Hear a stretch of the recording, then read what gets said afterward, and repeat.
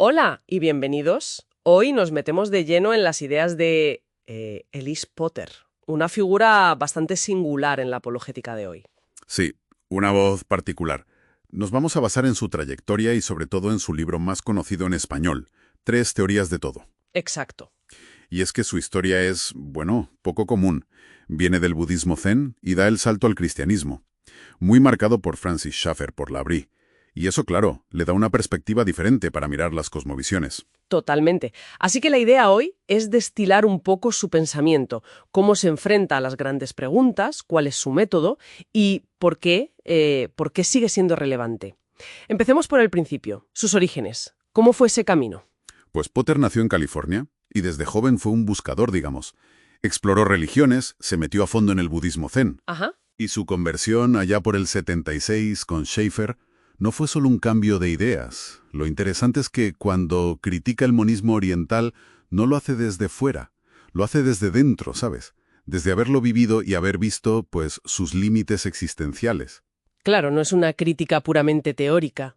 Y luego esos 16 años en L'Abri, en Suiza, eso tuvo que marcarle muchísimo. Fundamental.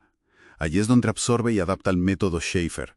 Eso de coger una cosmovisión y llevarla hasta el final, hasta sus últimas consecuencias lógicas y vitales. Para ver dónde hace aguas, ¿no? La famosa apologética de la ruina. Una apologética de la ruina. Suena potente. Sí, pero Potter le da su toque.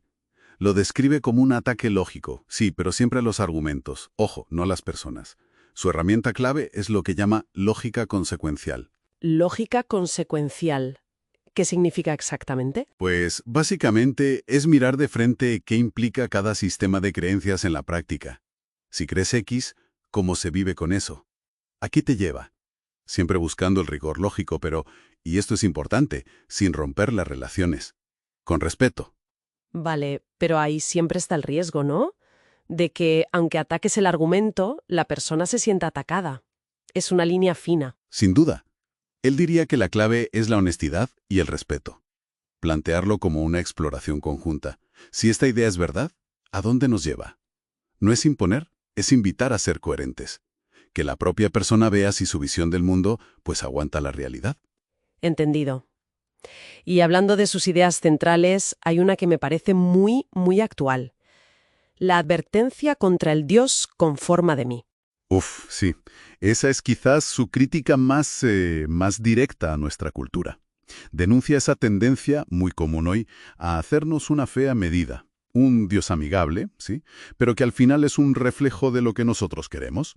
Un Dios pequeñito a nuestro servicio. Pura egolatría espiritual, vamos.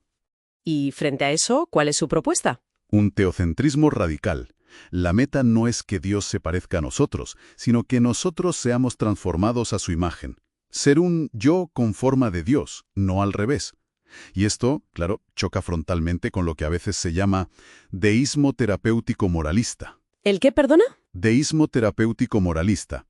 Esa idea de que la fe sirve sobre todo para sentirnos bien, para tener consuelo, como una herramienta de bienestar personal. Potter dice, no, la fe es mucho más radical que eso. Vale, entiendo. Pero con tanto énfasis en la lógica, en la crítica, ¿no cae en un racionalismo frío? Porque también habla de humildad. Es que ese es el equilibrio. Potter es muy consciente de los límites de nuestra razón. Por eso insiste tanto en el silencio para escuchar a Dios y en tener una fe como la de un niño, dependiente, siempre aprendiendo. Combina el rigor intelectual con una profunda dependencia espiritual. No son opuestos para él. Interesante equilibrio. Hablemos de su libro en español, Tres teorías de todo. Es cortito, muy directo. ¿Qué nos cuenta ahí? Sí, se publicó en español en 2014. Es un libro muy conciso, donde explora, digamos, tres grandes formas de entender el mundo. Podríamos pensar en naturalismo, monismo o panteísmo, y quizás algo como el relativismo posmoderno.